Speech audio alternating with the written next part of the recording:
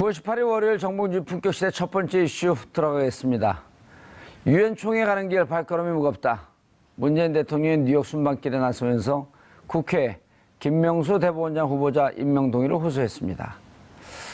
머리 자르기 발언 사태 때도 사과를 하지 않았던 추미애 여당 대표도 오늘 국민의당을 향해 마침내 고개를 숙였습니다.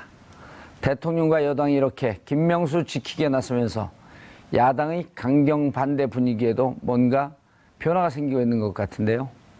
과연 김명수 후보자의 운명은 어떻게 될까요? 이 문제와 관련해 세 분 모시고 말씀 나눠보도록 하겠습니다. 김대현 주간조선 기자 자리하셨습니다. 네, 안녕하세요. 예. 자, 이종훈 평론가 자리하셨습니다. 네, 안녕하십니까. 이지아 변호사 자리하셨습니다. 예, 안녕하세요. 예. 김대현 기자님. 네. 지금 이제 그 인사 문제를 보게 되면 김인수 헌재 재판소장 후보 인준이 부결됐고, 박성진 중소벤처기업부 장관 후보자 자진 사퇴. 이렇게 되면 일단 두 건은 좀 불미스럽게 끝난 거고, 김명수 대법원장 지금 현재 어떤 상태죠? 네, 양승태 대법원장 임기가 오는 24일로 만료됩니다. 예. 이 말은 24일 전에 대법원장이 다시 임명돼야지만 사법부의 공백을 메울 수 있다는 얘기가 될 텐데요. 그래서 지난 8월 달에 문재인 대통령이 차기 대법원장 후보로 김명수 춘천지방법원장을 임명했습니다. 그래서 아시다시피 지난주에 9월 12, 13일 날 인사청문회가 열렸고요. 청문회 결과 임명 동의안 처리는 지금까지 되지 않고 있습니다. 왜냐하면 여당은 찬성하고 있지만 야당에서 부적격한 사유는 뭐 여러 가지가 있는데 그동안에 논란이 됐던 것은 사법부 독립 수호를 할 수 있느냐, 또 경륜이 부족하지 않느냐. 특히 이제 우리법연구회라든가 국제인권법 연구회라고 하는 다소 편향된 어떤 모임에서 활동한 이런 이력을 야당에서 문제 삼고 있습니다. 지금 상황에서는 통과 가능성을 뭐 기다 아니다 말할 수 없지만 전체적인 분위기상으로는 대통령이 야당에 호소를 했고 통과를 호소를 했고, 그리고 또 여당 대표인 추미애 대표가 국민의당을 상대로 해서 그동안에 불미스러운 어떤 발언으로 인해서 좀 진척이 없었던 부분을 해소하기 위해 사과를 또 했고요. 이런 점에 비춰볼 때 김명수 대법원장에 대한 표결은 조만간 가시화될 텐데 국민의당도 지난번 김인수 헌재소장의 부결에 대한 부담 때문에 김명수 대법원장 후보자에 대한 것도 부결시키는 전략으로, 혹은 자유투표를 한다고 하더라도 자유투표에서 부결되는 표가 나올 가능성은 지금 현재로서 굉장히 적어 보입니다. 그러면 결국은 김명수 대법원장은 임명될 가능성이 매우 높아졌다, 이렇게 볼 수 있을 것 같습니다. 알겠습니다. 문재인 대통령이 떠나면서 윤영찬 청와대 국민소통 수석이 문재인 대통령의 메시지를 전했죠, 이종훈 평론가님? 예, 그렇습니다. 그런데 사실 조금 전에 이제 사과라고 말씀을 하셨는데 사과가 아닙니다, 이번에는. 그러니까 지난번에 이제 머리 자르기 발언, 그때는 임종석 비서실장이 국민의당 쪽에 가서 그러니까 사과를 했잖아요. 대리 사과. 예, 대리 사과를 했는데 이번은 대리 사과가 없었습니다. 그 대신 대리 해명과, 그러니까 박성진 후보자에 대해서 임종석 비서실장이 이제 해명을 했죠. 그러면서 국민들에게는 이제 사과를 했고요. 국민의당에 대해서 직접 사과를 한 건 아닙니다. 자, 그런데 이번엔 대통령이 나섰습니다. 그런데 추미애 유감이라는 표명을 썼어요. 그러니까 대리 사과가 아니고 대리 유감 표명을 한 거고요. 그리고 오늘 추미애 대표 발언도 잘 보시면 아시겠지만 사과란 표현이 없습니다. 유감이라고 표명. 심심한 유감. 예, 유감이라는 표명을 했죠. 그러니까 유감은 통상적으로 사과보다 약간 낮은 단계. 라고 이제 일반적으로 인식이 되지 않습니까? 그냥 사과라고 받아주시죠, 임마. 예, 그래서 그러니까 그거는 정치적으로도 굉장히 사실은 선정을 해서 선택한 발언이기 때문에 제가 그 말씀을 드리는 거예요. 그래서 그러니까 대통령의 죄송합니다, 네. 사과드립니다, 이러는 것과는 다르죠. 감은 좀 떨어지는 거죠. 예, 그런 거죠. 그래서 대통령의 유감 절반, 추미애 대표의 유감 절반을 섞어서 이제 국민의당을 이제 이번에 설득하는 쪽으로 이제 나간 거고, 국민의당도 그러다 보니까 이번엔 사과라는 표현이 없었어요. 그래서 매우 미흡하지만, 하지만 일단은 일단 받아들이겠다라고 얘기를 했고, 그러니까 협조를 하겠다라는 정도까지 지금 얘기가 나와 있는 그런 상황인 거죠. 국민의당 입장은 아직 안 나오고 있죠. 일단 자유한국당은 일단은 자율 투표하겠다는 얘기는 나왔고요. 자유한국당은 반대, 그다음 네. 그 바른정당 반대. 그렇죠? 그렇습니다. 그러니까 근데 자유한국당은 근데 바른정당은 반대하려고 했는데 오늘 또 마약 사건이 터졌잖아요. 그렇긴 한데 이제 그게 직접적인 당 전체 사안은 아니죠. 그런 거고요. 근데 자유한국당이 왜 이렇게 김명수 후보자에 대해서 특히 반대를 하려고 하느냐? 김희수보다 김명수를 사실은 더 낙마시키길 원합니다. 왜 그러냐면 김희수, 김명수 두 분 다 김수네요. 네, 그러니까 두 분 다 사실은 이제 뭐 이념 성향이 좀 이제 거북하긴 하나. 예. 그 중에서도 특히 김명수 후보자를 사실은 김희수 후보자보다도 더 떨어뜨리기를 원한다고 봐요. 자유한국당은 예. 그리고 권한이 더 막강하죠. 그렇기도 하고요. 우선 당장 홍준표 대표 자기 대법원 그 지금 판결이 걸려 있거든요. 내가 방금 물어보니까 그 아이디어 그냥 떠올린 거 아니에요? 뭐 그렇게 할까요? 그렇게 하는 걸로? 조금 전에 말씀하신 것과 같이 바로 그 부분이 있기 때문에 사실은 그러네. 그러니까 홍준표 대표 입장에서는 절대 이 김명수 후보자는 좀 낙마를 시키고 싶겠죠. 낙마를 시키는 척하면서 뒤로 싹 가갖고 제가 꼭 통과시켜드리겠습니다. 그렇게 빅딜을 시도할 수도 있겠습니다. 예, 그러면서 저 홍준표입니다. 살아있습니다. 네? 그런 것도 방법이 아닐까요? 그러고도 남을 수 있는 그런 정도의 지략가인 건 맞죠. 네. 근데 홍준표 대표의 그 캐릭터. 캐릭터가 있지 않습니까? 예. 뒤에 가서 이렇게 내고를 할 수 있는 캐릭터는 아닐 것 같습니다.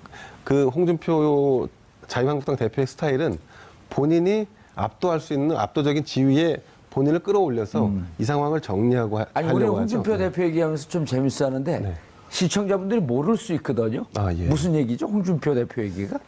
홍준표 자유한국당 대표는 정치자금법 위반으로 해서 재판이 지금 계류 중에 있습니다. 성완종 리스트 성완종 7인의 리스트. 명. 그렇습니다. 예. 1심에서는 유죄 판결을 받았고요. 오호. 항소심 2심에서는 무죄 판결을 받았습니다. 아하. 그래서 이게 지금 대법원에 계류 중인데 조만간 대법원에서 결정을 내려야 하는 상황입니다. 자, 무죄로 근데 그냥 확정할 수도 있고 그렇습니다. 유죄 취지로 파기환송할 수도 있고. 그렇습니다.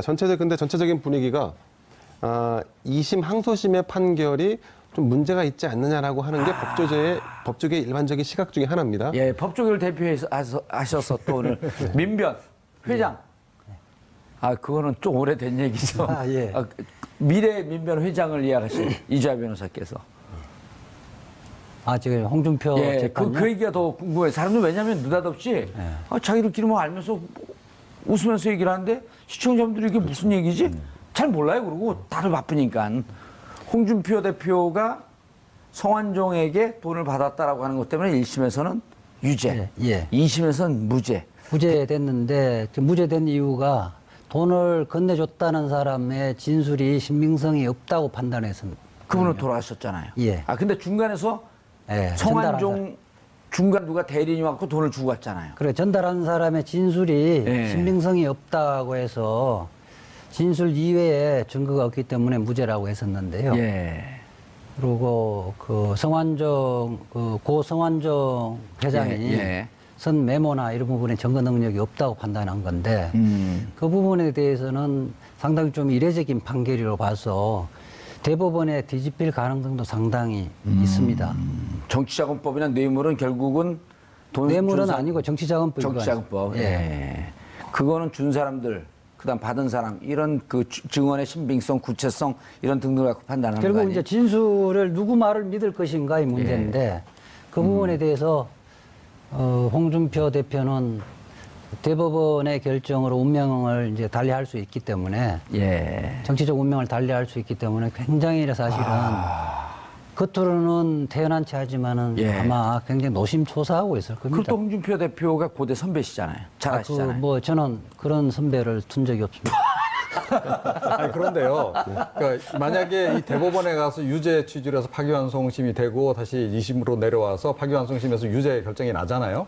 사실은 그렇게 되면 홍준표 대표는 다음 대선에 출마 사실은 불가능합니다. 그러니까 거의 그 정치적 운명하고 자기하고 좀 직결되어 있는 문제이기 때문에 어떤 일이 있더라도 좀 이렇게 이 대법관 회의, 이 대법관들 구성과 관련해서는 가능한 한 좀 보수 중심으로 좀 이렇게 가졌으면 하는 그런 바람이 있는 거고 어찌됐건 거기에 좀 그 진보 성향의 대법원장이 영향을 안 미쳤으면 좋겠다라는 생각을 간절히 갖고 있는 거죠. 그런 것이 좀 반영돼 있는 게 아닌가 이렇게 생각합니다. 저는 그 홍준표 대표의 생각은 강하게 반대해서 오히려 유죄 취지를 파기를 하면 정치적인 탄압이라는 그런 그 논리를 만들기 위해서 특별하게 하자가 없음에도 불구하고 오히려 또 강하게 반대하지 않을까 이렇게 생각합니다. 홍준표 대표가. 네. 그러면서 지금 역발상을 하는 것 같아요. 구성 자체가 어찌 되느냐가 과연 결과로 직결될 것인지는 그건 이제 우리의 추론 상황이고요.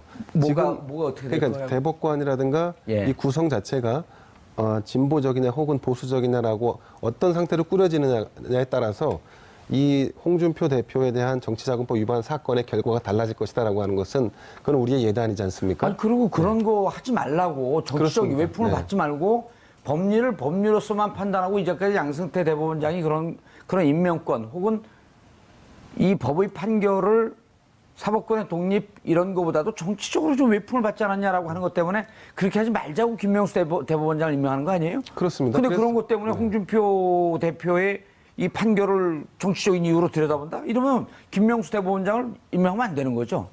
근데 김명수 대법원장이 만약에 예. 국회 동의안 표결이 안 된다고 해서 다른 분이 대법원장으로 임명된다고 하면 예. 그런 분들이 그분의 경우 김명수 원장님보다 더 대법원장님보다 후보자보다 더 진보적일 수도 있고 하니까 예. 이제 요산만 놓고 본다면 핵심은 사실은 여기 있습니다. 홍준표 대표의 1, 2심 재판에 돈이 간 것은 맞다는 전제는 같습니다. 근데 1심에서는 홍 대표가 받았을 것이라고 간주하고 유죄를 판단한 거고 2심에서는 중간에 전달한 사람도 무죄, 받은 사람도 무죄 했습니다. 그러면 결국은 돈이 공중에 붕 떠버린 거지 않습니까? 예. 이 부분에 대한 판단을 대법원에서 그러면 적어도 받은 사람이 아니었다고 한다면 중간 전달자가 유죄였어야 하는데 예. 그럼 돈은 어디 가고 다 무죄가 되느냐? 그래서 아마 대법원이 이런 부분들을 중요하게 판단하지 않을까 싶습니다. 원고에 없는 건데 어떻게 정확하게 그렇게 알고 계시죠? 예. 이게 뭐 관심이 그 많아서. 취재를 했었나요? 네, 열심히 바라보고 홍준표 있습니다. 대표를 보내고 싶다. 이런 건가요? 홍준표 대표가 보수 정당을 잘 이끌었으면 하는 바람입니다. 네. 그게 뭐 알이 앞뒤가 안 맞는 거예요.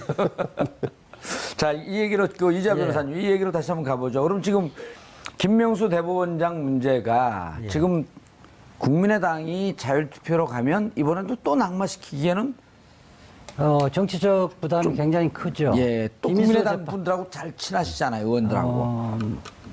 일부는 있죠. 일부는 있는데 이제 정치적 그러니까 김인수 재판관 헌법재판소장 낙마한 이후에 예상보다는 후폭풍이 거셌죠. 예. 그리고 기본적으로 동의 여부를 결정하는 것은 후보자에 대해서 동의하는지 그렇지 않는지를 결정해야 되는데 정치적 이유로. 지금 김인수 헌법재판관 후보자 재판소장 후보자에 대한 인준 여부는 문재인 대통령에 대한 호불호로 결정을 해버렸단 말이에요. 이거 말하자면 인준 대상을 잘못 판단한 거죠. 예. 근데 국민들이 특히 이제 호남의 민심이 들끓었던 이유는 과연 국민의당이 인사의 기준이 있는지 의심스럽다는 거 아니겠습니까? 예.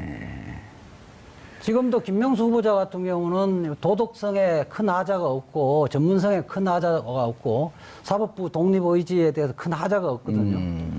다 이렇게 정쟁의 도구로서 이걸 헌법기관 구성 문제를 정쟁의 도구로서 삼고 있는 게 문제가 있는 거죠. 그런데 이게 계속 문제가 되는 게 법을 법리적으로 보지 않고 문제는 자꾸 이게 어쨌든 입법, 사법, 행정의 분리가 된다고 하지만 이정훈 평론가님 자꾸만 이게 정치적 우산 속에서 있을 수밖에 없는 거 아니에요? 그러니까 정치권에서 그러니까 우리 시청자분들이 궁금해해요. 입법, 사법, 상권 분립이라고 하면서 정말 법을 법대로 보는 것이냐 아니면 이렇게 정치와 연관시켜서 보는 게 맞느냐 하는 거에 대한 판단이 들쭉날쭉한 것 같거든요. 네, 근데 정치와 연관을 안 시킬 수가 없죠. 안 시킬 수가 그러니까 없죠. 상권 분립이 돼 있는 건 맞는데 예. 그럼에도 불구하고 우리나라의 이 정치 제도는 대통령이 좀 더 우위의 권한을 갖도록 이렇게 설계가 돼 있단 말이죠. 그렇죠. 대통령 중심제 사회고. 그렇습니다. 그러니까 예를 들어 뭐 대법원장 같은 경우 국민투표로 뽑는 게 아니고 대통령이 지명을 하면 일단 국회에서 논의를 해서 결정을 하도록 이렇게 지금 돼 있단 말이에요. 근데 일단 기본적으로 그러니까 최초 선임권은 대통령이 갖는 것이고, 자, 그런 부분이 사실은 이제 상권 분립이라고는 하지만 역시 대통령 중심으로 돼 있는. 그래서 그게 이제 우리가 흔히 얘기하는 제왕적 대통령제가 그래서 이제 이 얘기가 나오는 거고요. 자, 그러기도 하고 또 그 정치권이 사실은 일부러 사법부를 자꾸 정치권의 우산 아래로 놓기 위해서 여야가 모두 사실은 노력하는 측면이 있습니다. 예. 그러니까 왜냐하면 조금 전에 이제 말씀드린 이제 이런 재판, 정치인들은 뭐 흔히들 하는 얘기로 늘 그 교도소 담당위를 건든다라고 얘기를 하거든요. 정치자금법, 뭐 선거법 이 관련해서 늘 이제 그 사건 사고가 많을 수밖에 없고 본인이 언제 지금 사실은 유죄 판결을 받아서 의원직을 상실할지 모르는 그런 상황이기 때문에 사법부를 어떻게든 사실은 정치권의 영향력하에 두고 싶어 해요. 그건 야당도 마찬가지인 거죠. 그래서 사실은 자꾸 어떻게 보면 정말로 실제로 엮는 거죠, 자꾸. 엮이지 않아야 될 사안도 엮는 것이고 또 그렇게 그걸 또 뒤집어서 또 오히려 또 정치적으로 활용도 하는 거죠. 이번 같은 경우도 그런 거죠. 그러니까 김명수 후보자 이 코드다, 코드 인사다. 그 결국 이제 진보 인사이기 때문에 문재인 대통령이 선택한 거 아니냐. 이것 자체가 결국은 사법부를 동원해서 이 야권을 탄압하기 위해서 하는 거다라고 실제 안 그렇다 하더라도 그렇게 몰고 가고 싶은 거죠. 그런 욕구가 상당히 좀 반영돼 있는 그런 상황이다. 이렇게 봐야 되겠습니다. 예. 김대영 기자님. 네. 그런데 이제 오늘 어쨌든 아까 이종훈 평론가께서는 유감과 사과와 유감을 약간 사과보다는 좀 강도가 좀 떨어지는 의사 표현이다. 그러나 그럼에도 불구하고 어쨌든 국민의당에서 원했던 사과의 수준에 조금은 근접을 했거든요. 그렇습니다. 그리고 이제 우원식 원내대표도 뭐라 하냐면 적폐 세력과 환호했다.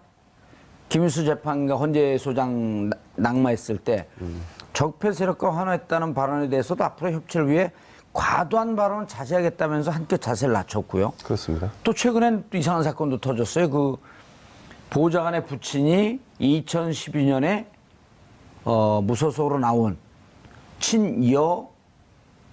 그때 당시 우원식 의원과 비슷한 성향의 후보를 낙마시켜서 돈을 건넸다. 매수와 관련된 그런 기사들도 계속 나왔고, 이게 뭐 홍준표 대표도 법원에 계류가 되어 있고 또 무슨 돈 문제도 이렇게 우원식 대표도 있고, 정치와 사법부와 사건과 이게 막 그냥 무슨 그 밀가루 반죽처럼 이렇게 섞이는 듯한 형국이거든요. 그렇습니다. 뭐 밀가루 반죽이 어떤 죄송합니다. 모양새? 비빔밥입니다. 비빔밥. 네. 이질적이 막 섞어서 맛이 나면 되는데 밥맛이 없으면 또 이게 아주 기분이 나쁘잖아요. 먼저 우리가 이제 공직선거법하고 정치자금법을 제정을 했는데 사실 우리 사회자이신 정 의원님도 국회의원을 하셨지 않습니까? 정치인들 입장에서 보면 굉장히 그 목을 죄는 듯한 아주 빡빡한 법률이긴 합니다. 그래서 예를 들어서 이력서 내용 하나조차도 잘못 쓰면 걸리게 되고, 아니면 선의로 누군가에게 밥을 샀다 하더라도 그것이 선거 목전에 있으면 서로 물고 물리는 다툼의 어떤 소재가 되고 하는데요. 지금 이제 그런 다툼들이, 소소한 다툼들이 결국 국회의원직을 내놓게 되거나 아니면 관료직을 내놓게 되는 이런 재판 결과로 이어지기 때문에 상대적으로 사법부의 권한이 더 비등해진 걸로, 더 커 보이는 걸로 지금 우리가 비춰지고 있는 부분이 없지 않아 있습니다. 그래서 과거의 권력이라 하면 온전히 여의도 국회를 중심으로 한 권력이었다면, 지금은 어떤 측면에서 보면 권력의 한 축이 온전히 사법부로 좀 넘어가 있는, 그래서 검찰도 그렇고 법원도 그렇고 이 비등해진 힘, 이것 때문에 사실 비빔밥 같은 모양새로 보여지지만 실제로는 법을 위반했냐 안 했냐라고 하는 판단은 아주 간단 명료합니다. 우원식 의원과 추미애 대표가 이렇게 자세를 낮춘 게 국민의당에게는 일정 정도 영향을 좀 주지 않을까요? 명분은 준 거죠. 저는 큰 명분을 제공했다고 보고요. 그래서 국민의당이 그러면 통과가 아니라 협의를 하겠다, 대화를 하겠다라고 해서 결정을 하고 들어왔기 때문에 그 자체가 통과 협의를 하는데 기존에 제기됐던 반대해왔던 논리 외에 어떤 추가적인 게 불거지지 않는다고 한다면 그러면 이거를 자율투표든 뭐든 통과시키지 않는다는 건 굉장히 어려운 상황입니다. 그런데 사실은 법률 해석의 원칙에 부당 결부 금지 원칙이란 말이 있거든요. 본질적 사안하고 엉뚱한 사안을 결부시키면 그 행위 자체는 효력이 없다. 예. 이런 의미가 있는데 사실은 이게 헌법기관 구성에 국회가 일정하게 관여하도록 돼 있는 거잖아요. 동의 여부를 결정하면서 헌법기구엔 대법원의 구성에 관여하도록 돼 있잖아요. 예. 그러면 후보자에 대해서 후보자가 일정한 기준을 갖고 있느냐, 그렇지 않느냐를 갖고 따져야지. 다른 자꾸 국민의당도 무슨 계속 조건을 내세우고 있거든요. 그 자체는 자기들 문제 기본적으로 제기했으면 그것만 딱 그것만 그렇죠. 보든지. 국회의원들에게 부여되어지는 권한 자체를 넘어서는 겁니다. 예. 그래서 국민들이 아주 짜증내는 거죠. 어허. 추미애 그 대표가 사과 여부는 김명수 후보자가 대법원장의 자질이 있느냐, 그렇지 않느냐하고 아무런 상관이 없는 겁니다. 이 부분을 저는 그렇네요. 꼭 강조를 하고 싶습니다. 예. 알겠습니다. 이종훈 평론가님.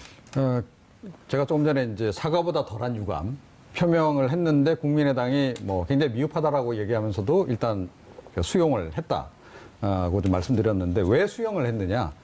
본인들도 사실은 굉장히 바라고 있었기 때문이다라고 봐요. 그러니까 지난번에 김인수 헌재소장 임명 동의안을 부결시키고 난 이후에 그때는 부결시킬 의지는 별로 없지 않았었나요? 내부에서도 지금 뭐 여러 가지 얘기가 나오는데요. 예. 그러니까 서로 뭐 소통이 잘 안 됐다라는 얘기도 있고 어허. 결과적으로 그렇게 됐는데 원래 의도는 그게 아니었다라는 얘기도 있고 예. 하여튼 뭐 좀 잘 모르겠습니다. 요즘 국민의당 돌아가는 게 저는 굉장히 복잡한 것 같아요. 예. 저는 안철수 대표는 부결시킬 의사가 있었다고 봅니다. 예. 그것이 표결 결과 나오면서 속마음을 그대로 드러내버렸잖아요. 예. 20대 국회는 국민의당이 결정한다고 하면서 그 속마음을 드러냈다가 조금 있다가 보니까 그게 아니어서 역풍이 심하니까. 네, 그 다음날 전북에 가서 그 말을 바꿨잖아요.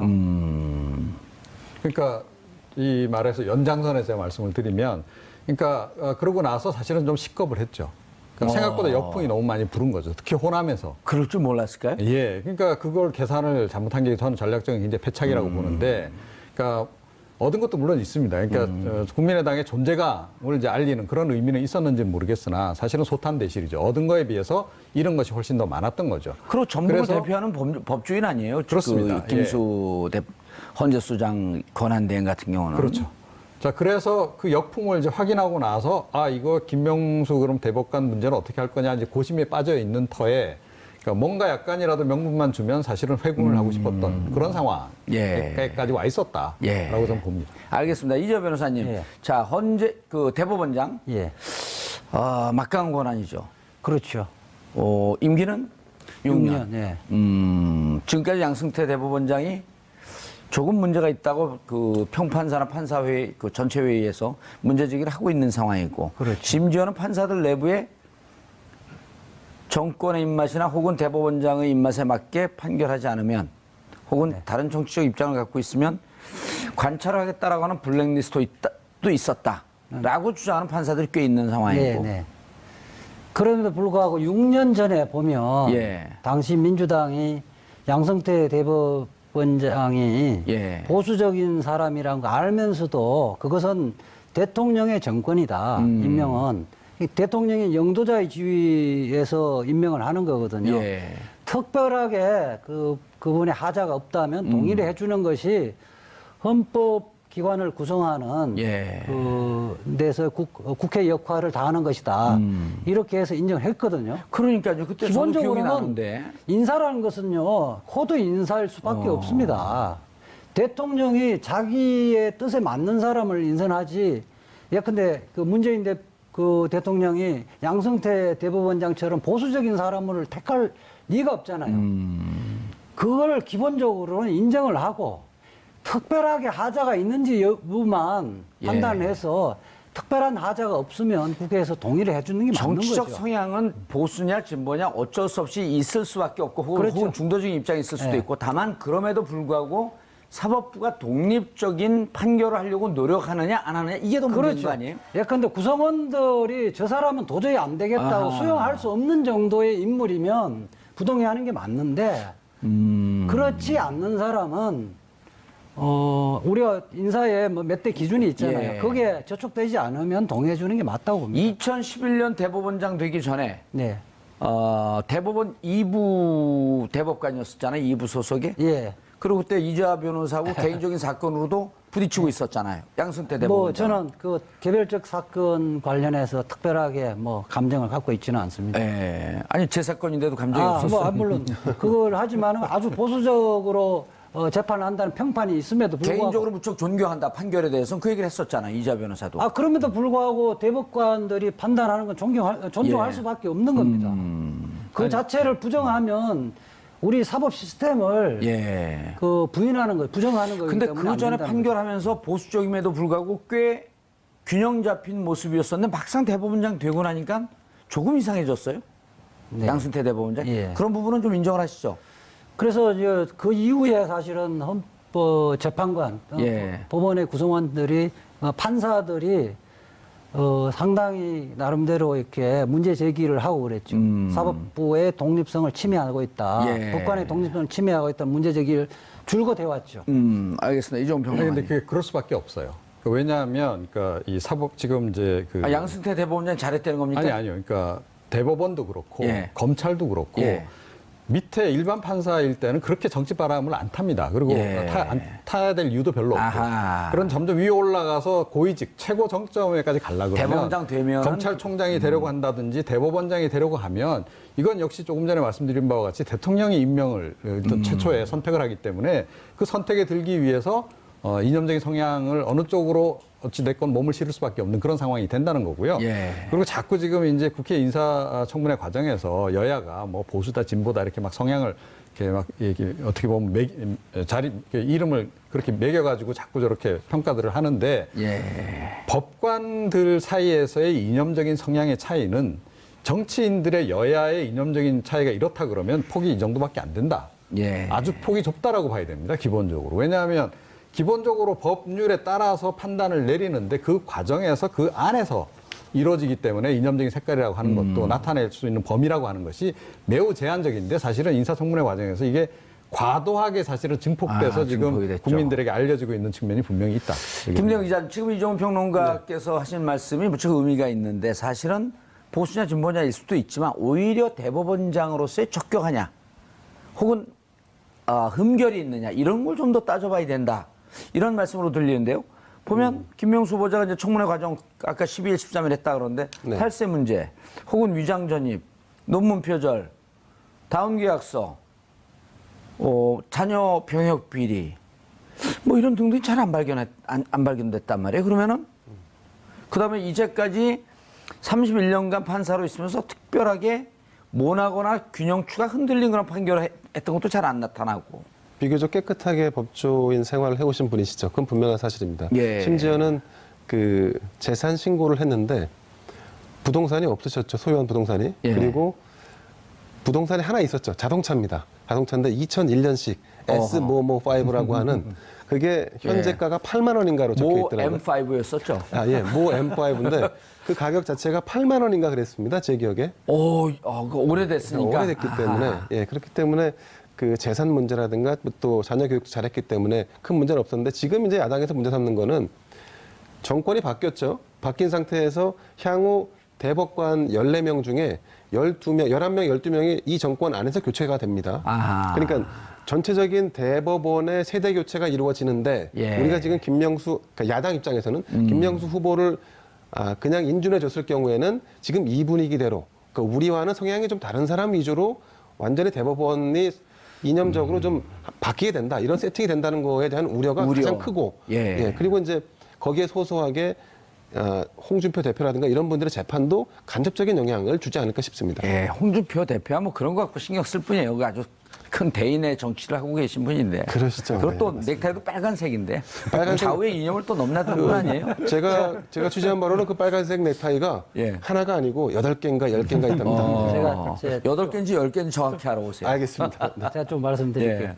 그 김명수 후보자가 뭐 진보고 문제가 있다고 이야기를 하는데 정작 문제가 있다는 뜻은 아니었어요. 그러니까 이런 진보적인 야당 쪽에서 예. 정작 그 민변에 소속돼 있는 변호사들도 저도 김명수 후보자로 그 지명을 하면서 김명수 후보자가 누구지? 다 이렇게 이야기를 했거든요. 아하. 그 이야기는 30년 동안 판결을 하면서 튀는 판결을 하지 않았다는 겁니다. 구설수에 한 문도 안 오르고 지금 뭐 이야기하면 동성애를 옹호한다든지 이렇게 이야기하는데 만약에 공개적으로 옹호를 했다면 문제가 될 수밖에 없었는데 한 번도 구설수에 오른 적이 없습니다. 그런데 이제 와서 문재인 대통령이 지명하니까 자꾸 뭐 우리법 연구회 등등을 하고 문제를 제기를 하고 있는데 내부에서도 그 선배 법조인이든 지금 현재 판사들 사이에서도 문제를 제기하는 사람이 거의 없습니다. 인품도 그렇고 실력도 그렇고 다양한 면에서 존중을 받는 사람입니다. 그리고 편향된 사람 절대로 아닌 사람입니다. 어찌 보면 이쪽 그 보수 진보 이런 그 대립이 혹시 있다고 한다면 그 속에서 거의 무명에 가까웠던.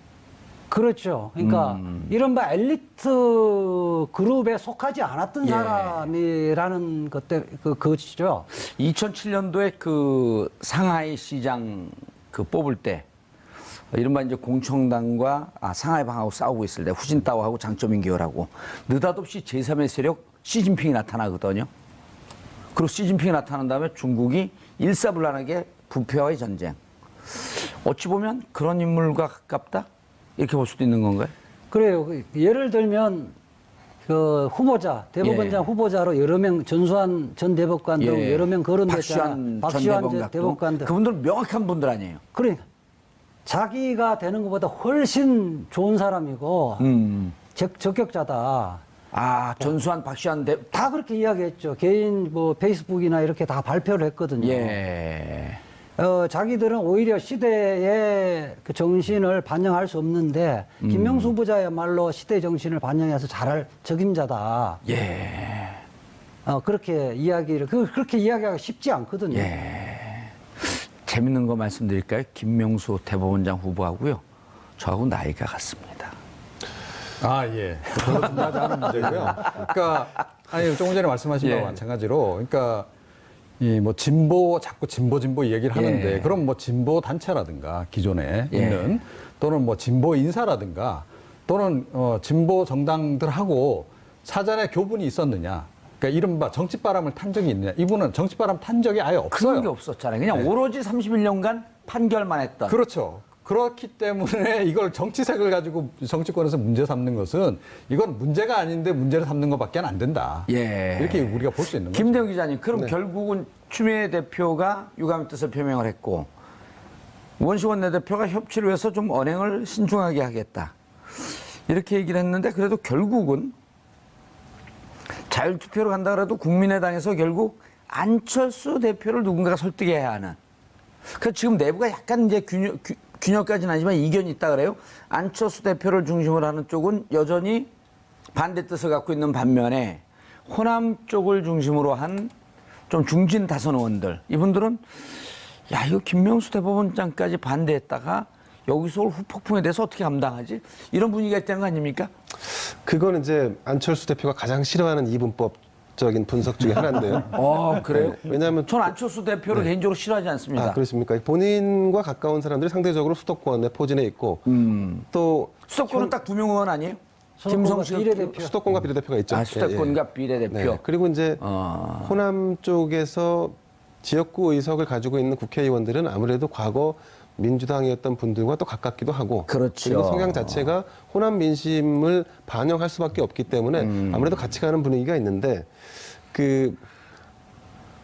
국민의당을 과거의 정당을 보는 시각에서 조금 벗어나서 볼 필요도 없지 않아 있다. 저는 이런 말씀 드리고 싶은데. 과거의 시각이라 하면? 과거라고 하면 당대표가 내가 입장을 정하면 그대로 가는 게 그게 곧 법이야. 라고 하던 그런 권위주의적인 시절이 있었죠. 근데 지금 현재 이건 좀 안철수 대표한테 좀 아픈 얘기지만 안 대표가 자기 입장을 정한다고 해서 의원들이 따라가지 않습니다. 다 당을 장악하거나 이런 분위기는 아니죠. 그렇습니다. 당을 장악하지 않는다고 하는 것은 일정 부분 권위가 내려져 본인이 의도하지 않았던 권위가 좀 내려가 있는 거고 그러면 여기서 자율투표를 한다는 것은 어떻게 보면 가장 이상적인 투표 행태일 수도 있습니다. 그렇기 때문에 지난번에도 한 절반 정도가 찬성을 하고 절반 조금 넘는 인원이 반대를 했던 건데 이번 사안도 아마 그럴 것 같고 사실은 국민의당에서 염려하는 것은 지금 현재 김명수 대법원장을 통과시키기 위해서 추미애 대표나 우원식 원내대표나 아니면 대통령이 머리를 숙였다라고 하는데 그게 언제까지 갈지에 대한 반신반의하는 분위기도 없지 않아 있죠. 알겠습니다. 예, 세 분 시간 내주셔서 감사하고 인사하시고요. 예. 자, 이번 주가 아마 결정 포인트가 될 것 같은데 김명수 대법원장 후보 어떻게 될 건지 아마 이번 주에 가장 뜨거운 정치적 이슈가 될 것으로 보입니다. 김일수 헌재소장 낙마에 이어서 만일 김명수 대법원장까지 낙마한다고 한다면 정치권의 문제가 아니라 대한민국 헌정사상 최초로 사법부 수장이 공백되는 그런 상황이 올 것으로 우려가 됩니다. 정치권에서 신중하게 심도 있게 판단해 주시길 바라겠습니다. 부담 때문에 김명수 대법원장 후보자에 대한 것도 부결시키는 전략으로 혹은 자유투표를 한다 하더라도 자유투표에서 부결되는 표가 나올 가능성은 지금 현재로서 굉장히 적어 보입니다. 그러면 결국은 김명수 대법원장은 임명될 가능성이 매우 높아졌다. 이렇게 볼 수 있을 것 같습니다. 알겠습니다. 문재인 대통령이 떠나면서 윤영찬 청와대 국민소통 수석이 문재인 대통령의 메시지를 전했죠, 이종훈 평론가님? 예, 그렇습니다. 그런데 사실 조금 전에 이제 사과라고 말씀을 하셨는데 사과가 아닙니다, 이번에는. 그러니까 지난번에 이제 머리 자르기 발언, 그때는 임종석 비서실장이 국민의당 쪽에 가서 그러니까 사과를 했잖아요. 대리 사과. 예, 대리 사과를 했는데 이번은 대리 사과가 없었습니다. 그 대신 대리 해명과 그러니까 박성진 후보자에 대해서 임종석 비서실장이 이제 해명을 했죠. 그러면서 국민들에게는 이제 사과를 했고요. 국민의당에 대해서 직접 사과를 한 건 아닙니다. 자, 그런데 이번엔 대통령이 나섰습니다. 그런데 추미애 유감이라는 표명을 썼어요. 그러니까 대리 사과가 아니고 대리 유감 표명을 한 거고요. 그리고 오늘 추미애 대표 발언도 잘 보시면 아시겠지만 사과란 표현이 없습니다. 유감이라고 표명. 심심한 유감. 예, 유감이라는 표명을 했죠. 그러니까 유감은 통상적으로 사과보다 약간 낮은 단계. 라고 이제 일반적으로 인식이 되지 않습니까? 그냥 사과라고 받아주시죠, 임마. 네, 그래서 그러니까 그거는 정치적으로도 굉장히 사실은 선정을 해서 선택한 발언이기 때문에 제가 그 말씀을 드리는 거예요. 그래서 그러니까 대통령의 죄송합니다. 네. 사과드립니다. 이러는 것과는 다르죠. 감은 좀 떨어지는 거죠. 예, 그런 거죠. 그래서 대통령의 유감 절반, 추미애 대표의 유감 절반을 섞어서 이제 국민의당을 이제 이번에 설득하는 쪽으로 이제 나간 거고 국민의당도 그러다 보니까 이번엔 사과라는 표현이 없었어요. 그래서 매우 미흡하지만 하지만 일단은 일단 받아들이겠다라고 얘기를 했고 그러니까 협조를 하겠다라는 정도까지 지금 얘기가 나와 있는 그런 상황인 거죠. 국민의당 입장은 아직 안 나오고 있죠. 일단 자유한국당은 일단은 자율투표 하겠다라는 얘기는 나왔고요. 자유한국당 반대, 그다음 네. 바른정당 반대. 그렇죠? 그렇습니다. 그러니까 근데 자유한국당은 근데 바른정당은 반대하려고 그러는데 오늘 또 마약 사건이 터졌잖아요. 그렇긴 한데 이제 그게 직접적인 당 전체 사안은 아니죠. 그런 거고요. 근데 자유한국당이 왜 이렇게 김명수 후보자에 대해서 특히 반대를 하려고 하느냐? 김희수보다 김명수를 사실은 더 낙마시키길 원합니다. 왜 그러냐면 김희수, 김명수 두 분 다 김수네요. 네, 두 분 다 사실은 이제 이념 성향이 좀 이제 거북하긴 하나. 그 중에서도 특히 김명수 후보자를 후보자보다 더 진보적일 수도 있고 하니까 이제 요산만 놓고 본다면 핵심은 사실은 여기 있습니다. 홍준표 대표의 1, 2심 재판에 돈이 간 것은 맞다는 전제는 같습니다.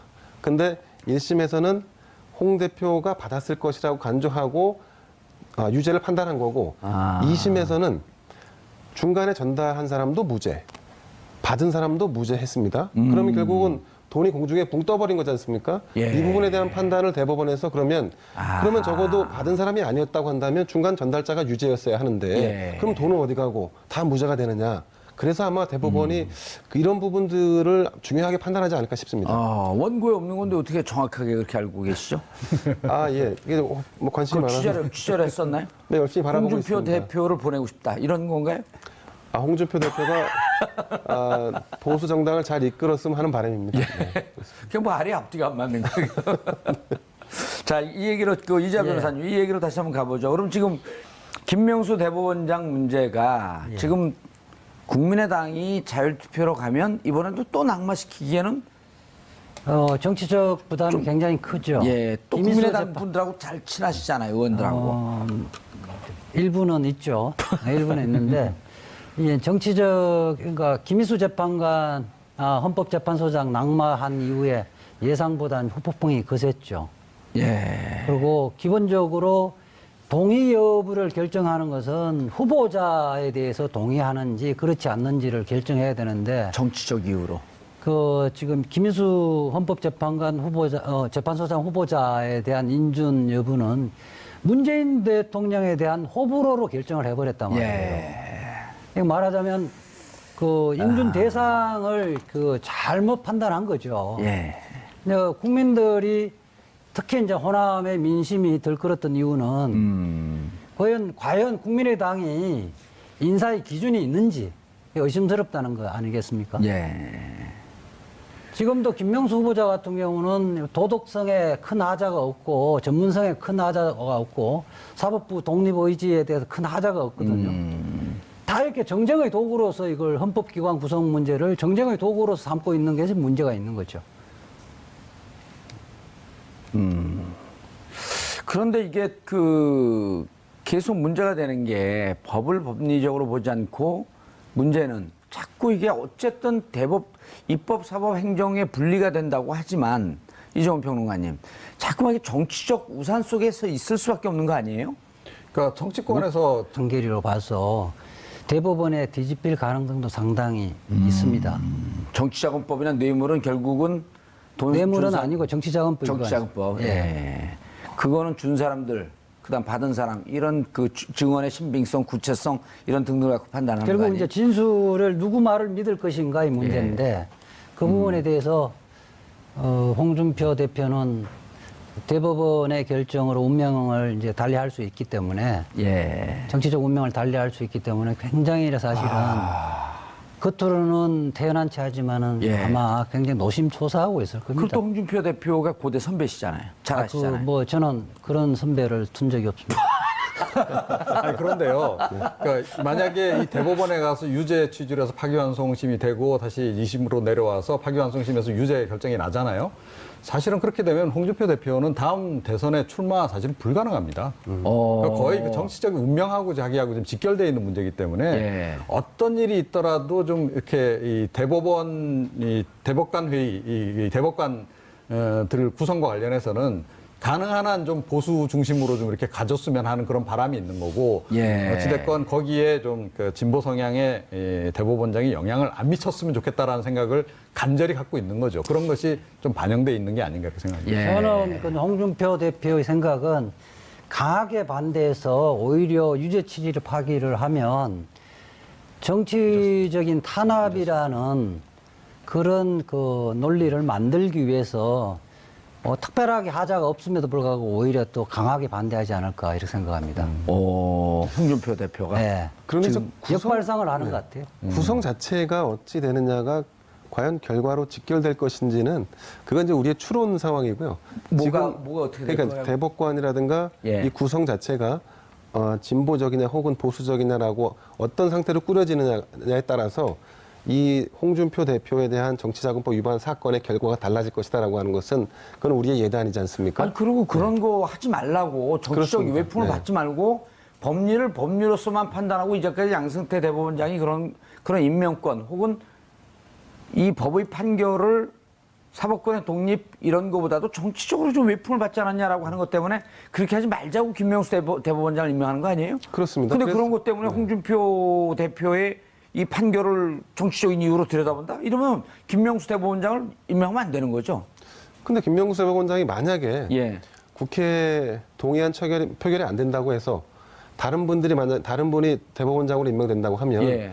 그런 분들이 그분의 경우 김명수 원장님보다 더 사실은 김인수 후보자보다도 더 떨어뜨리기를 원한다고 봐요. 자유한국당은. 예. 그리고 권한이 더 막강하죠. 그렇기도 하고요. 우선 당장 홍준표 대표 자기 대법원 지금 판결이 걸려 있거든요. 내가 방금 물어보니까 그 아이디어 그냥 떠올린 거 아니에요? 뭐 그렇게 할까요? 그렇게 하는 걸로? 조금 전에 말씀하신 것 같이 바로 그 부분이 있기 때문에 사실은 그러네. 그러니까 홍준표 대표 입장에서는 절대 이 김명수 후보자는 좀 낙마를 시키고 싶겠죠. 낙마를 시키는 척하면서 뒤로 싹 가갖고 제가 꼭 통과시켜드리겠습니다. 아, 그렇게 빅딜을 시도할 수도 있겠습니다. 예, 물론. 그러면서 저 홍준표입니다. 살아있습니다. 예? 그런 것도 방법이 아닐까요? 그러고도 남을 수 있는 그런 정도의 지략가인 건 맞죠. 네. 근데 홍준표 대표의 그 캐릭터. 캐릭터가 있지 않습니까? 예. 뒤에 가서 이렇게 내고를 할 수 있는 캐릭터는 아닐 것 같습니다. 그 홍준표 자유한국당 대표의 스타일은 본인이 압도할 수 있는 압도적인 지위에 본인을 끌어올려서 이 상황을 정리하고 아니, 우리 하려고 하죠. 홍준표 네. 대표 얘기하면서 좀 재밌어 하는데 네. 시청자분들이 모를 수 있거든요. 아, 예. 무슨 얘기죠? 홍준표 대표 얘기가? 홍준표 자유한국당 대표는 정치자금법 위반으로 해서 재판이 지금 계류 중에 있습니다. 성완종 리스트 성완종 7인의 리스트. 명. 그렇습니다. 예. 1심에서는 유죄 판결을 받았고요. 오호. 항소심 2심에서는 무죄 판결을 받았습니다. 아하. 그래서 이게 지금 대법원에 계류 중인데 조만간 대법원에서 결정을 내려야 하는 상황입니다. 자, 무죄로 근데 그냥 확정할 수도 있고 그렇습니다. 유죄 취지로 파기환송할 수도 있고. 그렇습니다. 근데 전체적인 분위기가 2심 항소심의 판결이 좀 문제가 있지 않느냐라고 하는 게 법조계의 일반적인 시각 중에 하나입니다. 예, 법조계를 대표해서 하셔서 또 오늘 민변 회장. 그거는 좀 오래된 얘기죠. 예. 미래 민변 회장을 이야기하신 이주아 변호사께서. 지금 홍준표 예, 재판요? 그 얘기가 더 궁금해요. 사람들 왜냐하면 느닷없이 자기들끼리 뭐 알면서 웃으면서 얘기를 하는데 시청자분들이 이게 무슨 얘기지? 잘 몰라요. 그러고 다들 바쁘니까. 홍준표 대표가 성완종에게 돈을 받았다라고 하는 것 때문에 1심에서는 유죄, 예. 2심에서는 무죄. 무죄됐는데 무죄된 이유가 돈을 건네줬다는 사람의 진술이 신빙성이 없다고 판단해서 그분은 돌아가셨잖아요. 예. 근데 중간에서 예, 성완종 중간 누가 대리인이 왔고 돈을 주고 갔잖아요. 그래 전달한 사람의 진술이 예. 신빙성이 없다고 해서 진술 이외에 증거가 없기 때문에 무죄라고 했었는데요. 예. 그리고 그 성완종 고 성완종 회장이 예. 선 메모나 이런 부분에 증거 능력이 없다고 판단한 건데 그 부분에 대해서는 상당히 좀 이례적인 9월 18일 월요일 정봉주 품격시대 첫 번째 이슈 들어가겠습니다. 유엔 총회 가는 길 발걸음이 무겁다. 문재인 대통령이 뉴욕 순방길에 나서면서 국회 김명수 대법원장 후보자 임명 동의를 호소했습니다. 머리 자르기 발언 사태 때도 사과를 하지 않았던 추미애 여당 대표도 오늘 국민의당을 향해 마침내 고개를 숙였습니다. 대통령과 여당이 이렇게 김명수 지키기에 나서면서 야당의 강경 반대 분위기에도 뭔가 변화가 생기고 있는 것 같은데요. 과연 김명수 후보자의 운명은 어떻게 될까요? 이 문제와 관련해 세 분 모시고 말씀 나눠보도록 하겠습니다. 김대원 주간조선 기자 자리하셨습니다. 네, 안녕하세요. 예.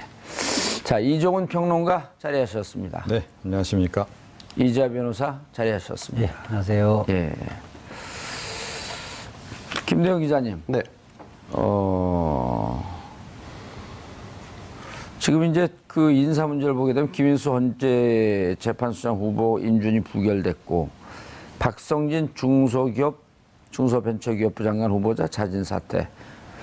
이렇게 되면 일단 두 건은 좀 불미스럽게 끝난 거고 김명수 대법원장. 지금 현재 어떤 상태죠? 네, 양승태 대법원장 임기가 오는 24일로 만료됩니다. 예. 이 말은 24일 전에 대법원장이 다시 임명돼야지만 사법부의 공백을 메울 수 있다는 얘기가 될 텐데요. 그래서 지난 8월 달에 문재인 대통령이 차기 대법원장 후보로 김명수 춘천지방법원장을 임명했습니다. 그래서 아시다시피 지난주에 9월 12, 13일 날 인사청문회가 열렸고요. 청문회 결과 임명 동의안 처리는 지금까지 되지 않고 있습니다. 왜냐하면 여당은 찬성하고 있지만 야당에서 부적격한 사유는 뭐 여러 가지가 있는데 그동안에 논란이 됐던 것은 사법부 독립 수호를 할 수 있느냐, 또 경륜이 부족하지 않느냐.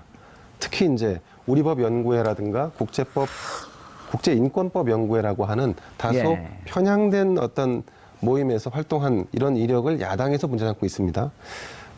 지금 상황에서는 통과 가능성을 뭐 기다 아니다 말할 수 없지만 전체적인 분위기상으로는 대통령이 야당에 호소를 했고 통과를 호소를 했고 그리고 또 여당 대표인 추미애 대표가 국민의당을 상대로 해서 그동안에 불미스러운 어떤 발언으로 인해서 좀 진척이 없었던 부분을 해소하기 위해 사과를 또 했고요. 이런 점에 비춰볼 때 김명수 대법원장에 대한 표결은 조만간 가시화될 텐데 국민의당도 지난번 김희수 헌재소장의 부결에 대한 부담에